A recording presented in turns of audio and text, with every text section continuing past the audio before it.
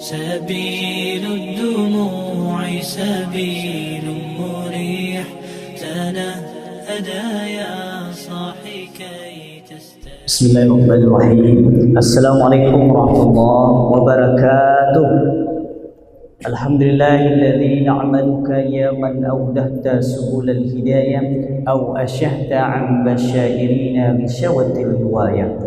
أشهد أن لا إله إلا الله وحده لا شريك له وأشهد أن محمدا عبده ورسوله الذي لا نبي بعد أما بعد. رب اشرح لي صدري ويسر لي أمري واحلل عقدة من لساني يفقهوا قولي ولا حول ولا قوة إلا بالله العلي العظيم.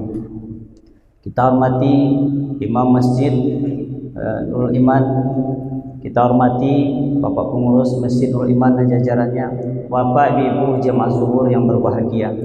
Bersyukur kita kepada Allah Subhanahu wa taala, alhamdulillah atas rahmat dan nikmatnya pada siang ini kita hadir di masjid ini, insyaallah menunaikan kewajiban kita pada siang ini, yaitu melaksanakan zuhur berjamaah. Kemudian salawat dan salam buat Nabi besar kita sallallahu alaihi wasallam. Allahumma shalli ala sayyidina Muhammad wa ala alihi wa sahbihi ajma'in. Bapak, Ibu, saudara jemaah zuhur yang berbahagia, pada kesempatan waktu terbatas ini kita akan bicara tentang menjadikan Rasulullah sallallahu alaihi wasallam sebagai suri tauladan. Siapa yang menyuruh kita mencontoh Rasul? Itu Allah sendiri yang nyuruh. Sebagaimana firman Allah dalam surah Al-Ahzab ayat 21. A'udzubillahi minasyaitonir rajim. Laqad kana lakum fi Rasulillahi uswatun hasanah. Sungguh telah ada pada diri Rasulullah itu suri tauladan bagi kalian. Liman kana yarjullah, bagi orang-orang yang mengharapkan rahmat Allah, wal yaumal akhir, dan beriman kepada hari akhir, wa dzakarullaha katsiran, dan dia ingat kepada Allah sebanyak-banyaknya. Jadi orang-orang yang mencontoh Rasulullah itu adalah secara langsung dia mengharapkan rahmat Allah. Kalau seorang suami mencontoh Rasulullah, berarti dia ingin rahmat Allah, mendidik keluarganya, istri dan keluarganya. Kalau seorang pemimpin mencontoh Nabi, berarti pemimpinnya mengharapkan rahmat Allah. Kalau tokoh masyarakat mencontoh Nabi, berarti dia selaku tokoh masyarakat berarti mengharapkan rahmat Allah. Kalau kita masyarakat Badarai ini Bapak Saudara, kalau mencontoh Nabi berarti kita butuh dengan rahmat Allah. Tapi ketika Nabi tidak dicontoh, seorang suami tidak mencontoh Nabi, seorang pemimpin tidak mencontoh Nabi, seorang masyarakat tidak mencontoh Nabi, secara tidak langsung tidak butuh dengan rahmat Allah. Maka supaya rahmat Allah ini kita dapatkan, maka contohlah Nabi, jadikan beliau sebagai suri tauladan. Kemudian juga bagi orang-orang yang beriman kepada Allah, ingat kepada Allah sebanyak-banyaknya, beriman kepada hari akhir dan ingat kepada Allah sebanyak-banyaknya. Apa untungnya kita mencontoh Nabi? Tentu ada untungnya supaya kita semangat, sama kita bekerja. Kalau bekerja itu sudah tahu kita untungnya, berapa hasil yang kita peroleh, pasti kita semangat bekerja. Apa untungnya kita menjadikan Rasul sebagai suri tauladan? Allah jawab dalam surah Ali Imran ayat 31. A'udzubillahi minasyaitonir rajim. Qul, katakanlah Muhammad, in kuntum tuhibbunallah, jika kalian mencintai Allah. Ini ayat ini bicara disuruh Rasul oleh Allah untuk mengatakan kepada umatnya, termasuk kita umat hari ini, ketika dia mencintai Allah, fattabi'uni, maka ikutilah aku. Aku di sini adalah ikuti dan teladani Nabi Muhammad. Ketika Rasul kita jadikan teladan, yuhibbukumullahu, niscaya Allah pencipta langit dan bumi akan mencintai kalian. Ini untungnya kita mencontoh Nabi. Apa itu saja? Tidak. Wa yaghfir lakum dzunubakum, Allah ampuni dosa kalian. Wallahu ghafurur rahim, dan Allah Maha Pengampun lagi Maha Penyayang. Bapak saudara jemaah zuhur yang berbahagia, bagaimana kita mencontoh Nabi? Kita kan tidak berjumpa dengan wajahnya, kita tidak pernah berfoto dengan Nabi, tidak pernah melihatnya, tidak lihat fotonya. Bagaimana kita mencontoh Nabi? Kata ulama, bacalah sirah nabawiyah, kitab-kitab buku-buku yang sudah dikarang oleh ulama mulai dari Nabi lahir sampai Nabi meninggal dunia. Tapi yang menjadi persoalan bagi kita adalah awaklah balik malam malam membaca mendangan ndak lo namo do. Tentu bagaimana kita akan mencontoh Nabi kalau kita bentang dan kita buka kitab sirah nabawiyah mulai dari Nabi lahir sampai beliau meninggal, itu membutuhkan waktu yang lama. Maka dari itu pada waktu yang terbatas ini ada beberapa hal saja yang bisa kita sampaikan. Apa yang kita contoh dari Nabi? Yang pertama adalah Rasulullah SAW mengangkat derajat wanita, khususnya para ibu. Di masa jahiliyah, iko para padusi anak-anak yang lahir ketika itu kiranya padusi langsung dikalian kubuannya langsung dimasukkan dibunuh dalam keadaan hidup. Itulah kondisi padusi ketika itu Islam belum masuk di Mekah. Kenapa mereka itu membunuh anak mereka? Dalam kitab Khulasanul Yakin dijelaskan, dalam kitab lain juga dijelaskan, karena takut malu punya anak padusi. Kenapa mereka malu dan aib mempunyai anak padusi? Karena ketika punya anak padusi, kita bukan bangsawan, kita orang bansek misalnya, maka anak padusi awak bisa nyambi di orang kayu. Atau dalam bahasa lain, anak padusi yang ada kok lape candu laki-laki. Karena ketika itu mereka orang Arab tradisinya adalah pergi berdagang dari Mekah ke Syam. Yang padusi kok tidak bisa berdagang. Antara suku satu dengan suku lain biasanya bacakak padusi kok tidak bisa bacakak, kerajaannya menangis bisanya. Maka anak padusi tidak dihitungkan, tidak ada derajatnya ketika itu. Bapak saudara yang berbahagia. Tapi dengan hadirnya Rasul, itu derajat perempuan disamakan dengan laki-laki. Inna akramakum indallahi atqakum. Sesungguhnya manusia yang mulia di antara kalian di sisi Allah adalah manusia yang bertakwa. Bisa jadi dia perempuan, bisa jadi laki-laki, bisa jadi orang kaya, bisa jadi orang miskin, bisa jadi siapapun dia, bentuk kulitnya putih, kulit hitam, mancung hidungnya, pesek hidungnya, asalkan dia bertakwa di hadapan Allah, mulialah dia. Jadi semua kita bisa, tidak ada laki-laki dan perempuan. Kemudian termasuk ibu.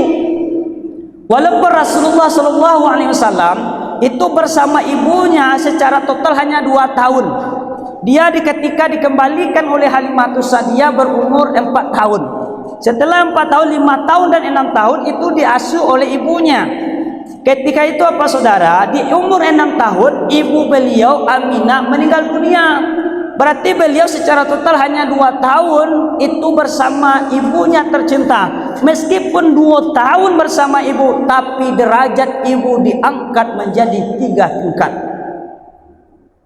Kalau di awak Bapak Ibu Saudara, orang gaya awak memberikan kasih sayang mulai awak alun tabantu jadi manusia, itulah makan asupan dari orang gaya awak. Sampai awak lahir makan awak, pempes awak, sekolah awak itu dari orang gaya awak, dari ayaman dewa sadoe. Kemudian lah kuliah awak beko, setelah kuliah sudah tu takana di babini awak, takana balaki awak. Beko baru manikah awak, piti balanja awak, bare awak pertama sia manggi ayaman dewa, sampailah manikah awak, ndak pernah putus ya seorang gaik kawak.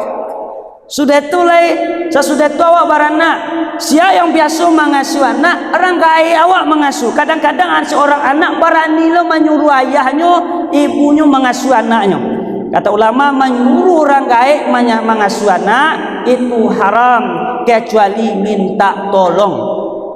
Kau kita selaku anak, awaklah diaben dulu. Kini anak awak diaben, tapi kalau minta tolong itu dibolehkan. Mak, tolong mak, jangan mereka, mak, aku anak dia nak, mak mengangkang saya mak. Itu tidak boleh, karena kita tidak boleh memerintah beliau. Bapak saudara jemaah zuhur yang berbahagia.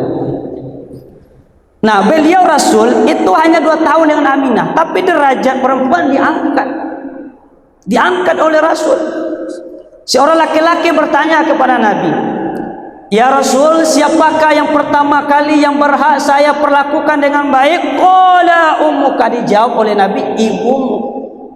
Qala thumma man, kemudian siapa lagi? Qala ummuka, dijawab oleh Nabi sampai 3 kali, ummuka.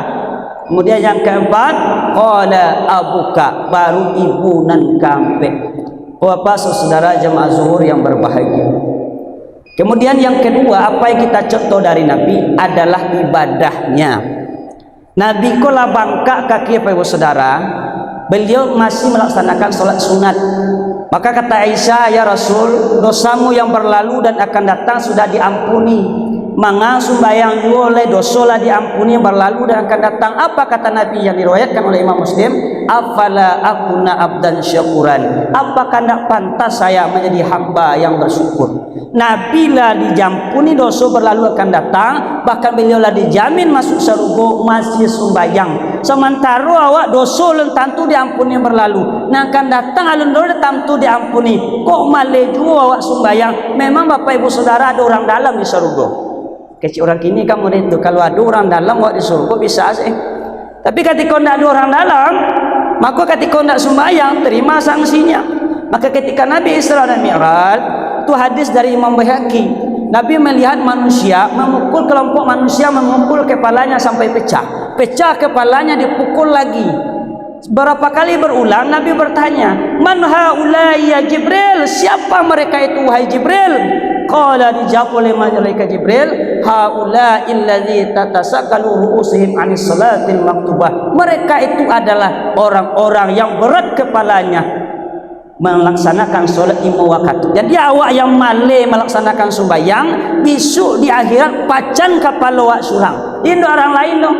Kalau orang lain memacan kepala pasti yang akan ikut dia awak. Tapi awak surang memacan. Bapak Ibu Saudara yang berbahagia. Maka dari itu solat ini Bapak Ibu Saudara tidak boleh tinggal. Kalau misalnya subuh, misalnya jago jam 6 awak tak kalau sembahyang subuh. Jam 7 jago sembahyang subuh. Jam 10 jago sembahyang subuh. Bila tidak sembahyang, indak jago-jago alias mati di sinalah sembahyang dak. Cuma kata guru kita tertuang dua dalam kitab Fathul Qorib dan kitab lain, ketika lah matahari lah keluar ketika hari pagi hari itu usolli pada subuhi raka'ataini, adaan itu kita ganti dengan qada'an lillahi ta'ala. Atau kita pingsan jam 12 siang, jam 1 lu jago leh, jam ampe asar lu jago, bila jago ketika maghrib. Kalau jamak tak bisa dipakai. Kalau jamak zuhur dengan asar, maghrib dengan isya. Yang ada takdim dan takhir. Kalau takdim solat asar kita kerjakan waktu zuhur. Kalau takhir berarti solat zuhur kita kerjakan waktu asar. Kalau maghrib isya yang ada takdim takhir aja. Kalau takdim berarti solat isya kita kerjakan waktu maghrib. Kalau takhir solat maghrib kita kerjakan di waktu isya. Sementara ku sebalang zuhur yang tinggal jamak tidak bisa. Maka solusi kata ulama adalah diqadah. Maka sembahyang ini tidak boleh tinggal. Bapak saudara yang berbahagia, karena waktu kita terbatas, mungkin barangkali itu yang bisa kita sampaikan. Jadikanlah Rasul itu sebagai suri teladan, baik dalam ibadahnya, baik dalam akhlaknya. Ibadah akhlak itu bisa dicontoh, sementara fisik beliau itu tidak dianjurkan untuk dicontoh. Kaum muslimin yang berbahagia, banyak maaf. Wassalamualaikum warahmatullahi wabarakatuh.